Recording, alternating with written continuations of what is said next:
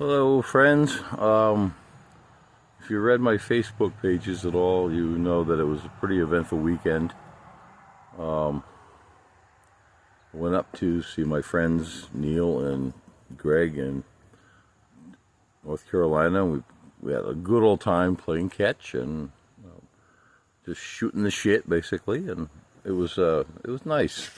I stopped at Shoeless Joe Jackson's grave, and there was a cemetery worker was there, and I asked him what happened to all the baseballs, when they start to look funky. And he said, well, they change them out every so often, I guess, or the word he used, they throw them away, basically, like they do with old flowers that go. They don't like to have the cemetery looking like a refuge pile, I guess. Anyway, he said if I wanted a ball or two that were on the headstone, I could help myself. So I chose a couple, and I'll treasure them forever. But the main part of the weekend, after that, I have to adjust just a little bit. Okay, was on my way home. I stopped in Charlotte, and I thought about this on my way up. I wasn't sure if I would do it or not.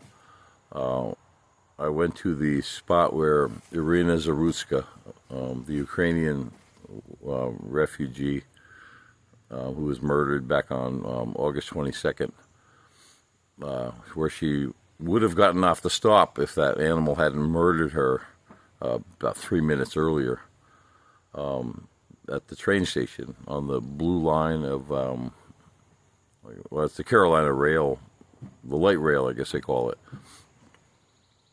Very, very touching. I could smell the roses before I saw them. Lots of flowers and photographs and letters to her.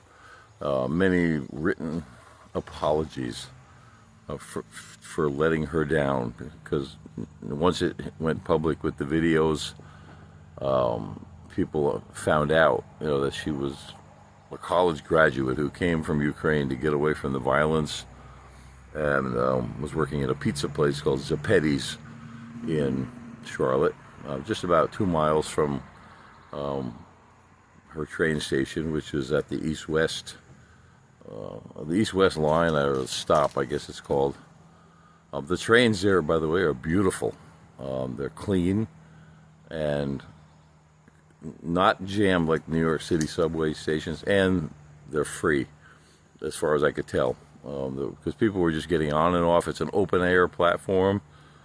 You don't have to worry about tokens or Metro cards or any of that stuff. But I sat and I took a bunch of photos and read the letters that were posted on the fence at the stop, and there were other people there who were openly crying, and for once I didn't join them in that. I was just trying to absorb it all. And I still can't believe it happened. After there, I had the address for Zapetti's, the restaurant where she worked, and I went there. And I thought it was just going to be some little out-of-the-way pizza joint, like a lot of teenagers go to work at, as a first job. But no, this was actually a really upscale kind of place. All the food is made to order right there. And it's not like, give me a cheese pie. There's none of that shit goes on there. This is the fancy stuff. And I ended up at 10:30, 11 o'clock in the morning. I didn't really feel like having pizza, so I ordered a chicken Parmesan sandwich, which is like a 2/3 size sub with cheese and, all the sauce and all the bells and whistles that you want. And it was good. It was a little pricey for $13, but that's just because I'm poor. Other people don't mind paying it. But the highlight of that was that there was a young lady, also Ukrainian, working there, who was friends with Iryna and had worked with her, just a couple of weeks ago. Was right there at the same counter. They had the same ponytail. It was kind of eerie to me, in a way. But anyway, I don't know, and I wrote about this on Facebook yesterday. I don't know what it is that compels me to want to go to see these places where something bad has happened like that, or in case of the pizza place, that was where she spent a good part of her day. And it was it just helps to understand the person. I had people, wondering if I was okay because I was getting so emotionally caught up in her story. But who wouldn't? Anybody that cares about human life and human beings just being able to be happy and free in this country to do what they want to should be upset and emotionally involved too, I think. I'm still the same Jim. I still love my music, and I love my books, and I love my writing, and all that good stuff. And that's not ever going to stop until the day I do. A regret I had was I should have gotten on the train, not to look for blood or anything stupid like that, just to get on it, go a couple stops and turn around and come back, just to see how those trains are. Because I've heard people say that it's dangerous in Charlotte and all this. I don't buy it. It looks like a fairly gentrified city. I mean, people can correct me, but that spot, in fact, the train station is right in front of a place, a very large bookstore, it appeared to be. I didn't go in. I was trying to not waste too much time getting home because it's a long ride.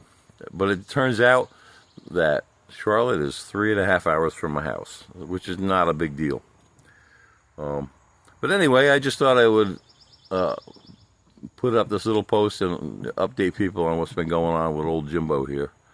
But I'm good. And I feel vindicated kind of by the outpouring of goodwill for this young lady who is now buried somewhere in the United States. I'm not sure where her grave is. I couldn't find information on that, unless she's not buried yet, but she's going to be buried in this country. Her mother has told the media that her daughter loved it here, and it was an opportunity for her, and she just ran into the worst of luck one day after she got out of work.